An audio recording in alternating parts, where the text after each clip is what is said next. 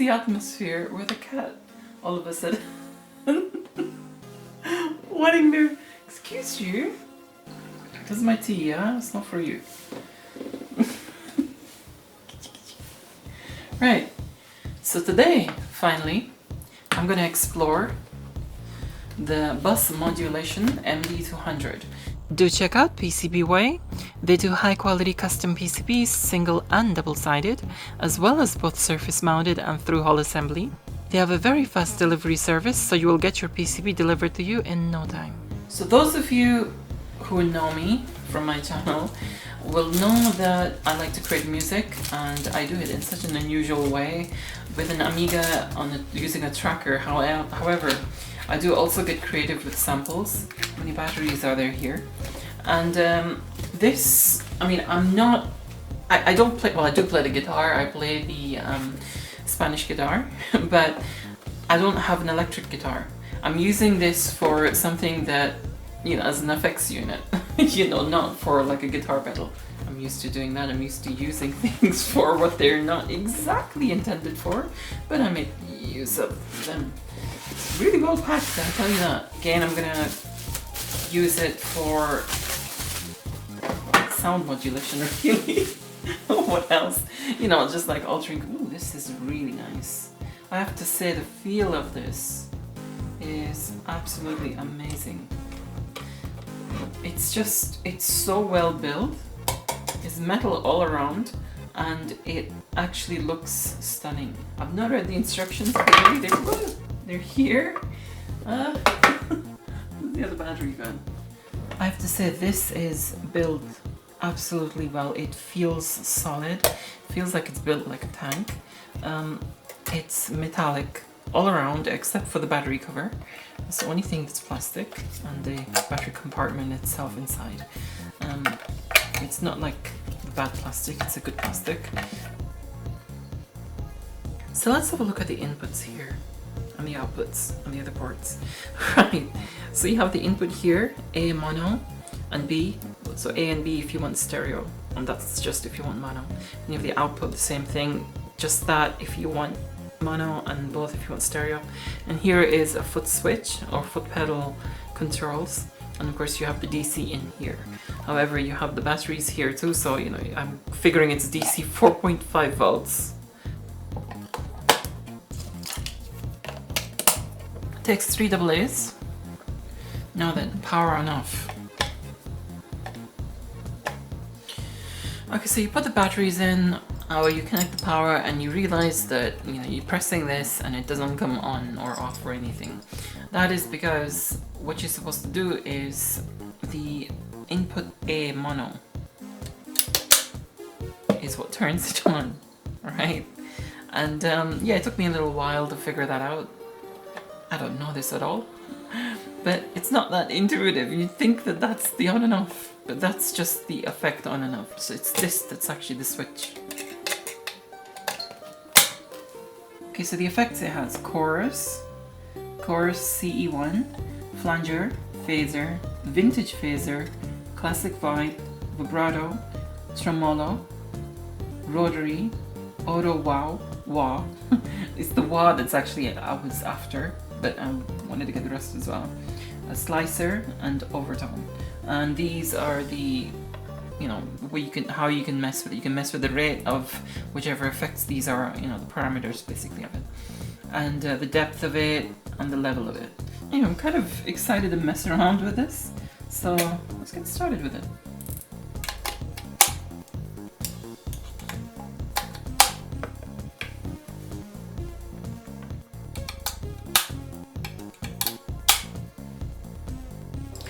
Okay, so connecting this up to this is simple as it gets. You basically get the output of the Yamaha Rufus CS via the 2 output jacks here.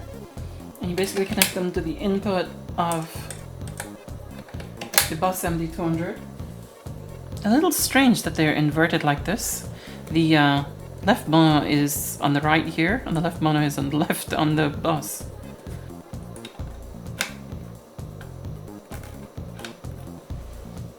And the output from the bus pedal would just go to your sampler or your speakers. In this case, just to demonstrate, it'll go to my portable speakers.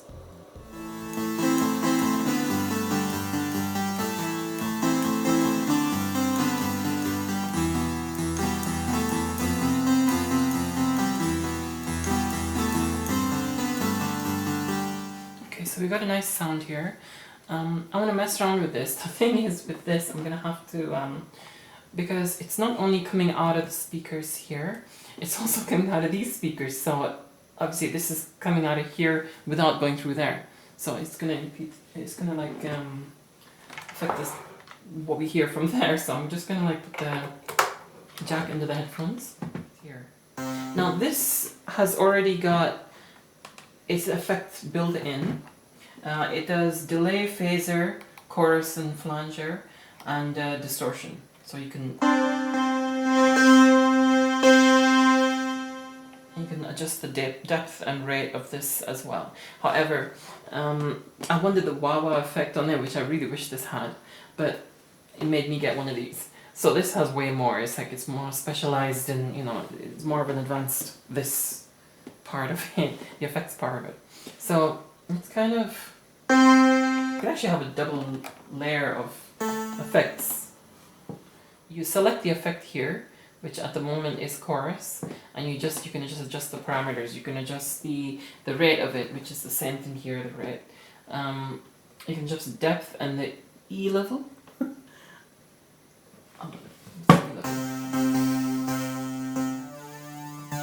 Cool thing about this also has a flanger. So you can have a double flanger with different rates. Right, the next is phaser. You can change that.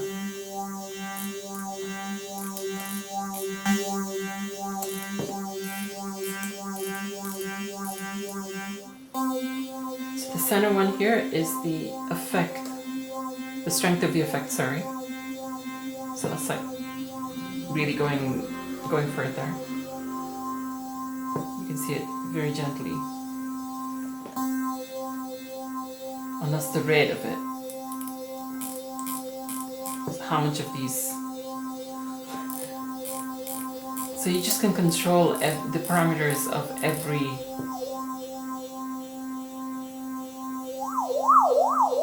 That's really taking it crazy.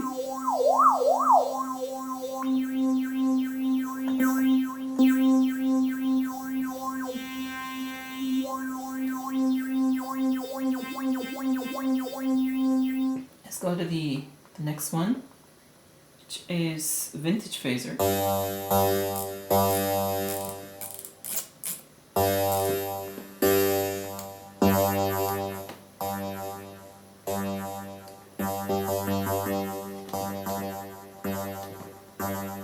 Ah, these are the actual tap division.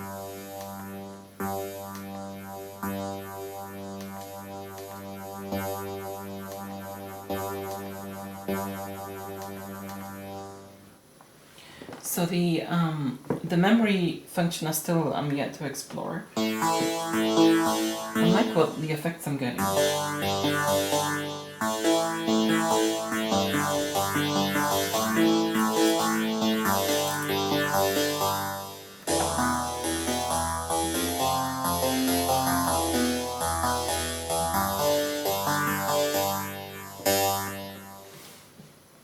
Okay, so let's have a look at classic vibe. I mean, it says Cub. Well, it looks like it says Cub, but it's classic VB. It seems to give it a bit of a low treble effect.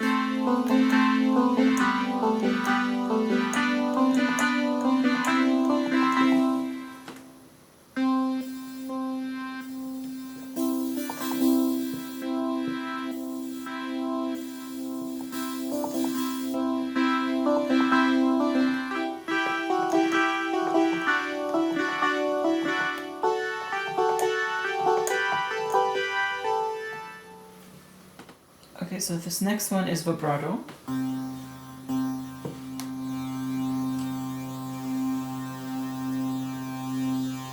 Basically this is fine-tuning the tap division.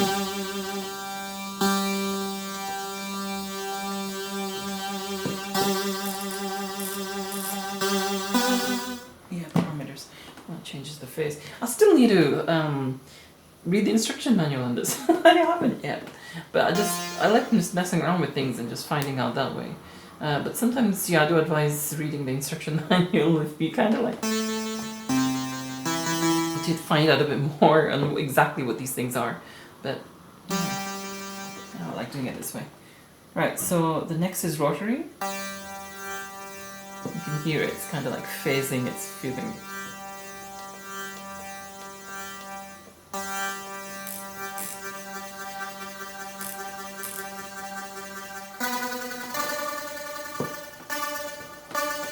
Now the next you have auto wah.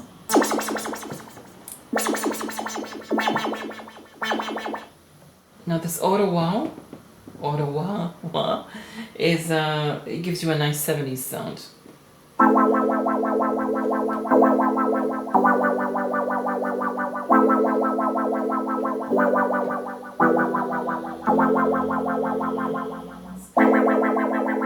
Gives you a nice 70s disco sort of vibe.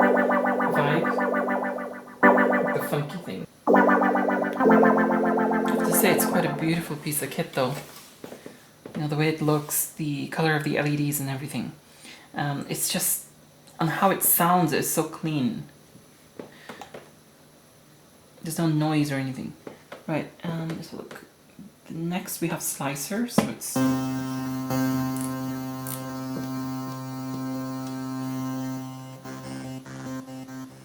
Ooh, interesting effect.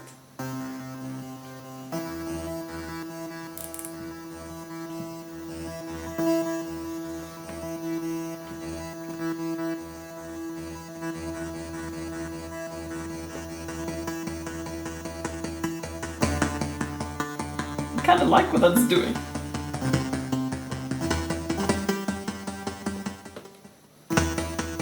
Okay, so let's take the top division higher.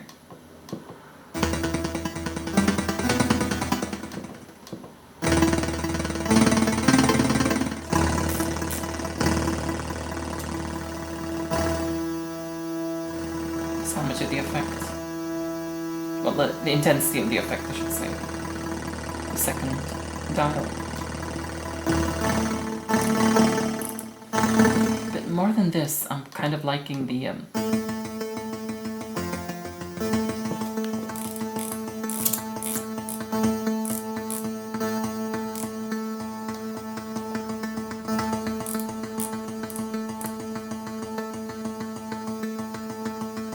it's almost like it makes it jump an octave.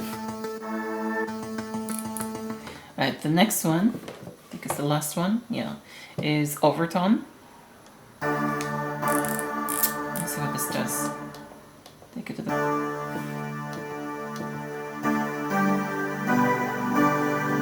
It kind of adds some quite depth to it.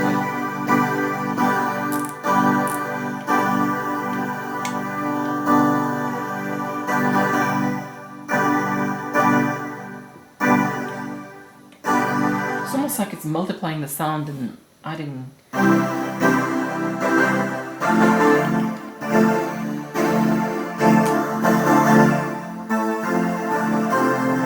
can make some nice chords for the Amiga for this.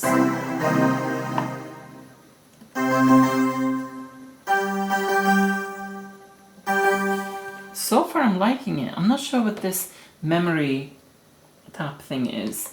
I need to explore that a bit more.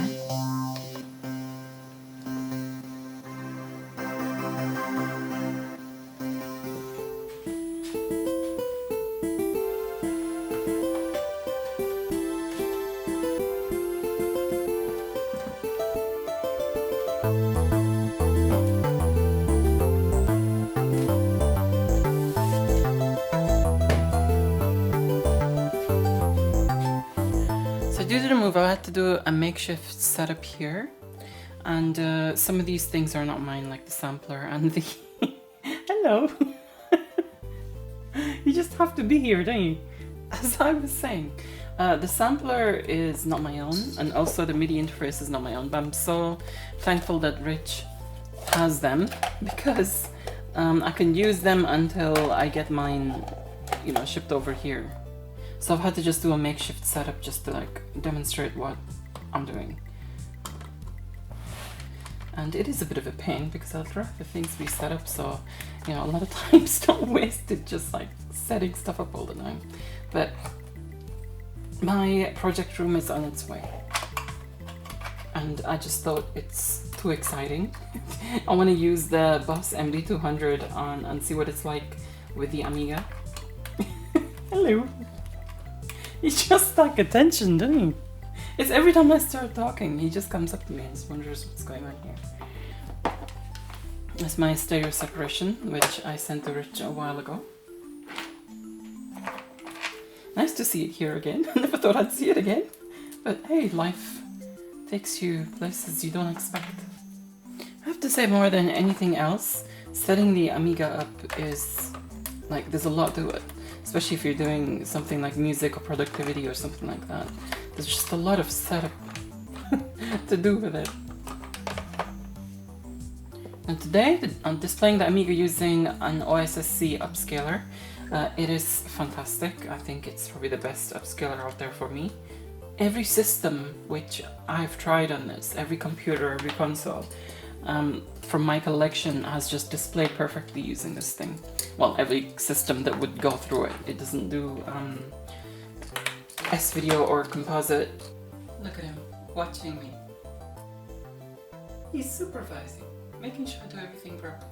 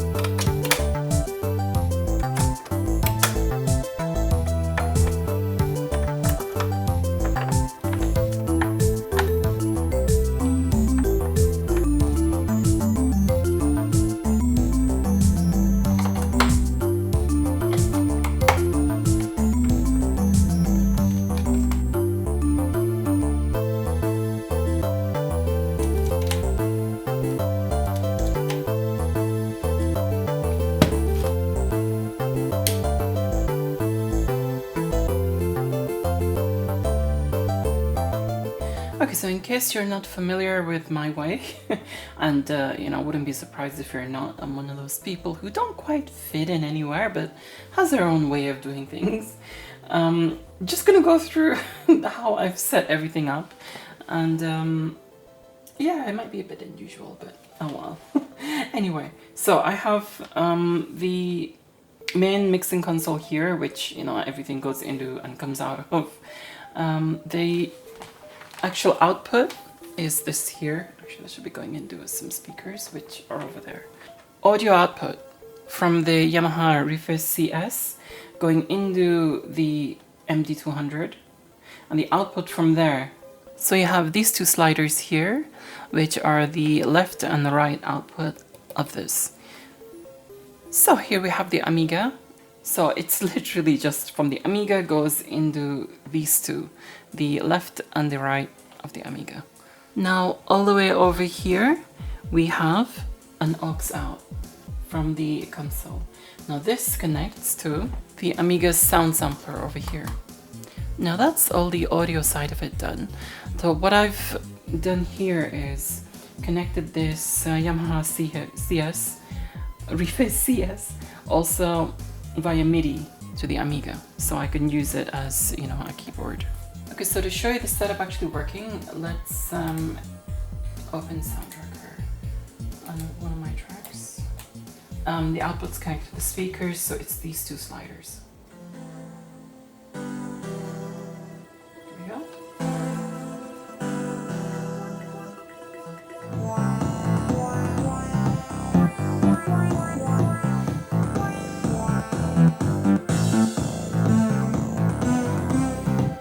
Right, so we can put the volume down on that.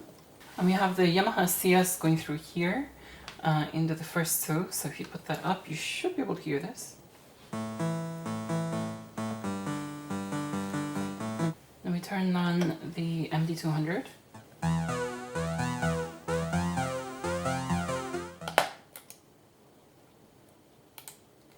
Okay, so we have audio master here, which is a sampler, and I've set it to monitor. Hopefully it'll start working once I set the aux of these. So there's aux ports. So I've set the output to aux 1. Just increase the level of aux. You can see it's starting to. It creates such clean samples doing it through a mixing console. And you can see then that it's monitoring.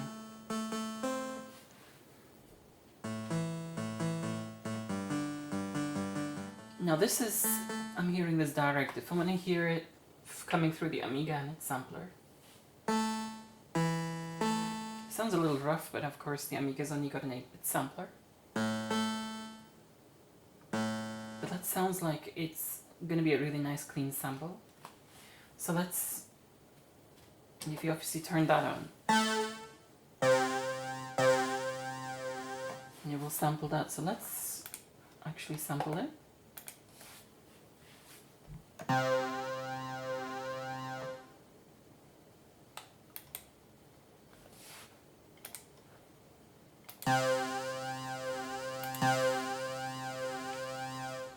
Okay, so what I want to do is do that effect which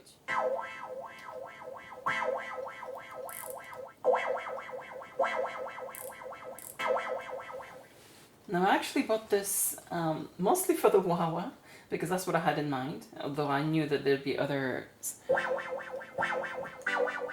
to have a nice like sort of 70s feel to it, 70s disco vibe to it, but I think I've fallen in love with the slicer effect. Obviously the original sound is like this, and then you sort of add that in, take it to the slicer.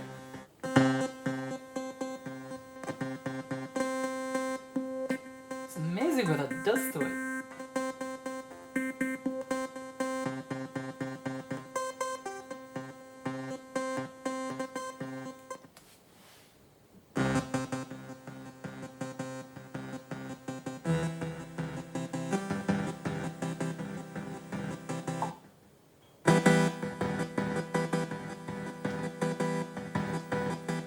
Of course you have the sample here.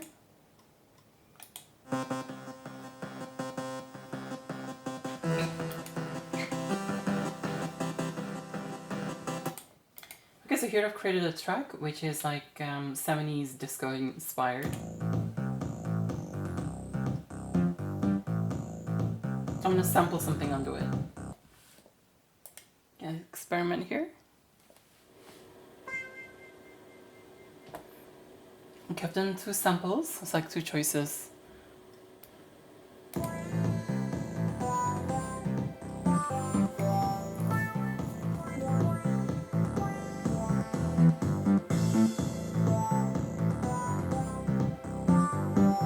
see what I mean? I could just like create samples like this. It's like, I was just like messing around here. Of course I'm going to keep the original one, I much prefer it. But I can just like create many samples. It's like endless possibilities really with the synth and also this Boss MD-200. Of course it's not what it's, you know, it's a guitar pedal. It's not for what it's intended, but then again, I'm hardly normal, am I? Thanks so much to all my patrons for supporting my channel, especially to you very kind top-tier supporters of mine who deserve an extra special thanks.